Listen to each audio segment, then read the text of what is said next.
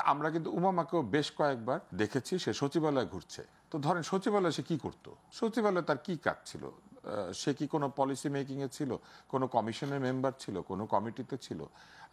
তাহলে সে সচিবালয়ে ঘোরাঘুরি করছে এরকম ছবি কিন্তু একাধিকবার এসেছে। যখন সচিবালয়ে কোনো বাহিনী ঢুকে নাই, মানে একা সে ঘুরে বেড়াচ্ছে, এরকম ছবি এসেছে, আমি ফেসবুকে দেখেছি, ইন্টারনেটেও বিভিন্ন জায়গায় দেখেছি। তার মানে সে তখন ওইখানে কি করছিল? এই তদবির, এই বিষয়গুলি শুরু হয়েছিল। আপনি দেখেন স্বাস্থ্য উপদেষ্টা ৩ জনকে ব্যক্তিগত ভৃত্য কোটায় নিয়োগ দিয়েছিলেন। এটা আসলে ব্যক্তিগত সহকারী বলে, কিন্তু আমি এদেরকে ব্যক্তিগত ভৃত্যই বলি। তো সেখানে ৩ জন লেগেছিল তার। তিনজনকে নিয়োগ দিয়ে 2 জনের বিরুদ্ধে দুর্নীতির অভিযোগ, সেই দুর্নীতির বিচার টিচার হয় নাই। এটা যখন ঘটলো, 3 জনকে নিয়োগ দিল, তখন তো কেউ প্রতিবাদ করে নাই।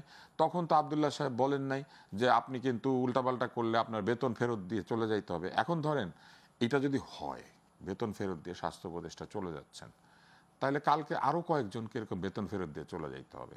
এখন বেতন ফেরত দেওয়ার প্রশ্ন যদি উঠে, তাহলে আরো প্রশ্ন উঠবে। আজকে তারা বলছেন যে এই সরকার তাদের ঠিক মন মতো চলছে না। অন্তর্বর্তী সরকারের কি তাদের মন মতো চলার কথা, নাকি গোটা জাতির প্রত্যাশাকে পূরণ করার জন্য চেষ্টা করার কথা?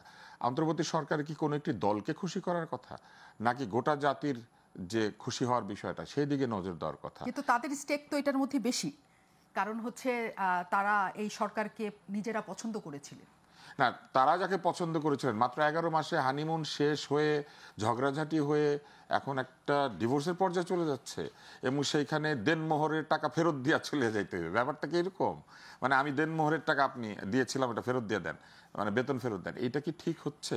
এই যে অবস্থাটা তৈরি হচ্ছে, এতে করে জনগণের মধ্যে হতাশা তৈরি হচ্ছে। অভ্যুত্থানের যে স্পিরিট, সেইটা অর্জন করার চাইতে ব্যক্তিগত লাভালাভের বিষয়ে তাদের মনোযোগ বেড়ে গিয়েছে। কে এমপি হবেন, কে মিনিস্টার হবেন, কে ভবিষ্যতে প্রধানমন্ত্রী, কে কিছু পয়সা করি বানাবেন, কে দলের মধ্যে বেশ কিছু পাবেন, এগুলো নিয়ে তাদের মধ্যে নানান দ্বন্দ্ব সংঘাত তৈরি হয়েছে, এবং সেই দ্বন্দ্ব সংঘাতের ফলেই নানান ধরনের বিষয় উঠে আসছে।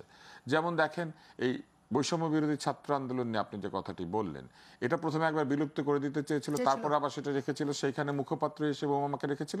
একদল তাদের মধ্যে থেকে অভিযোগ করলেন যে উমামা নাকি ঠিক জোর করে এই আসনটা নিয়েছে, সে নাকি মানুষজনকে ঠিক এক ধরনের ইমোশনালি ইয়ে করে, তাদেরকে ব্ল্যাকমেইল শব্দটা ব্যবহার করতে চায় না, মানে ইমোশনালি অ্যাপিল জানিয়ে সে ওই জায়গাতে গিয়ে মুখপাত্র হিসেবে বসে পড়েছিল।